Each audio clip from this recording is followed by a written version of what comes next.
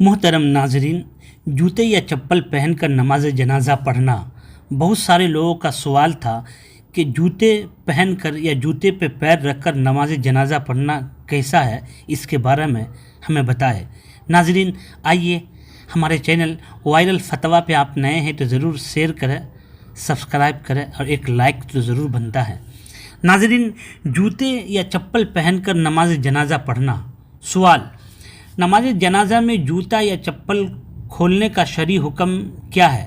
کوئی شخص جوتے یا چپل پہن کر نماز جنازہ ادا کرے تو اس کا کیا حکم ہوگا؟ الجواب: اگر جوتے یا چپل پر نجاست نہیں لگی ہوئی تو اس میں نماز جنازہ پڑھنا درست ہے، کیونکہ نماز جنازہ عام طور پر مسجد سے باہر کھلے میدان میں ہوتی ہے اور نماز جنازہ میں سجدہ بھی نہیں جس کی ادائیگی میں چپل یا جوتے مشکلات پیدا کر سکے۔ اگر جوتے یا چپل پر نجاست لگی ہوئی ہے تو نماز جنازہ نہیں ہوگا، اور اگر نجاست صرف نچلے حصے پر لگی ہو اور نمازی جوتے اتار کر اس کے اوپر پاؤں رکھ دے تو نماز جنازہ ادا ہو جائے گی۔ اس کی تفصیل سے معلوم ہوا، اگر جوتے یا چپل پاک ہیں تو ان کو اتارنا ضروری نہیں، اگر چاہے تو انہی جوتوں چپلوں پر نماز جنازہ پڑھ سکتے ہیں۔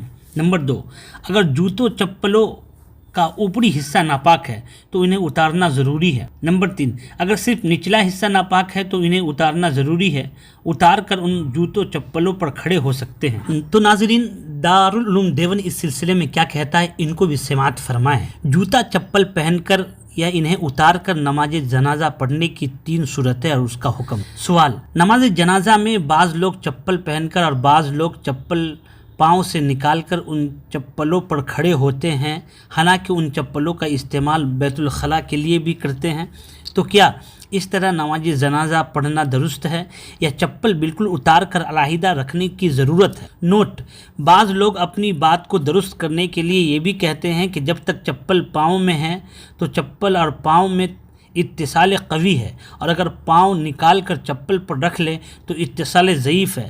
اب اگر نجاست چپل میں ہو تو بھی مضر نہیں ہوگی۔ یہ بات کہاں تک درست ہے؟ آپ تینوں صورتوں، اور چپل پاؤں میں ہو، چپل یا پاؤں چپل کے اوپر ہو، یا پاؤں چپل بالکل علیحدہ ہو، کی وضاحت فرمائیں۔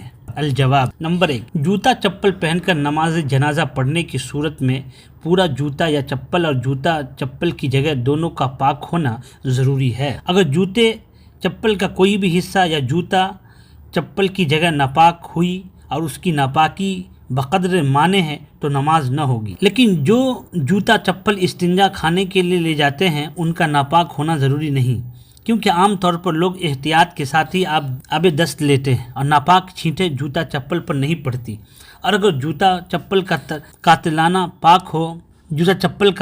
تلا ناپاک ہو گیا تو پاک زمین پر بار بار چلنے اور رگڑنے لگنے سے وہ پاک ہو جاتا ہے۔ البتہ احتیاط اس میں ہے کہ ایسا جوتا چپل پہن کر نماز جنازہ نہ پڑھی جائے۔ نمبر 2، جب آدمی جوتا چپل پہن کر نماز پڑھے گا تو جسم کے کپڑوں کی طرح جوتا چپل انسان کے تابع ہوں گے، اسی لیے جگہ کی طرح ان کا بھی پاک ہونا ضروری ہوگا، اور جوتا چپل پر کھڑے ہو کر نماز پڑھی جائے تو اس صورت میں جوتا چپل تابع نہ ہوگی۔ نمبر 3، اگر کوئی شخص جوتا چپل اتار کر ان پر کھڑے ہو کر نماز پڑھے تو صرف جوتا چپل کے اس حصے کا پاک ہونا کافی ہے جس پر آدمی کا پیر ہو، جگہ کا یا جوتا چپل کے تلے اور اطراف کا پاک ہونا ضروری نہیں۔